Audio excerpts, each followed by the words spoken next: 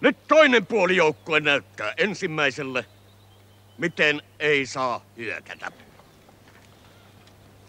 Toimikaa. Syöksyn, marsch, marsch!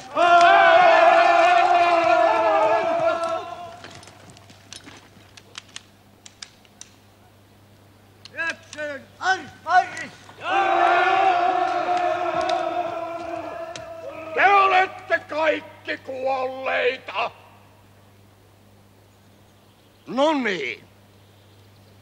Huomio tänne päin. Nyt minä hyökkään. Ja näytän, miten se käy. Tähdätkää. Jos luulette, että saatte minut ammutuksi, huutakaa. Raato. Valmista.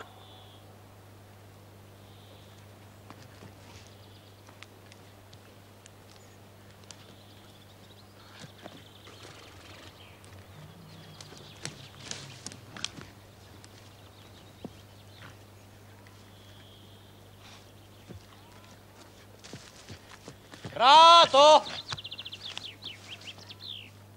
Se on vale. Kuka kehtasi huutaa? Jokinen. Joo.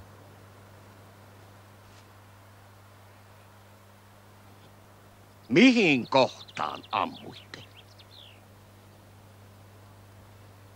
Käteen. Arvasin sen. No niin. Näin pitää hyökätä. Kiväärillä ei ole helppo osua koko ajan liikkuvan ihmisen. Eikä saa nousta saman mättään takaa, jonka taakse on suojautunut. Tämä on sääntö numero 1. Sen kun muistatte, muuta ette tarvitse. Näin helppoa on sotiminen. Kauhean helppoa. Ei pidä luulla, että sota on yliluonnollista touhua. Ei se ole sen kummempaa kuin mikään muukaan työ.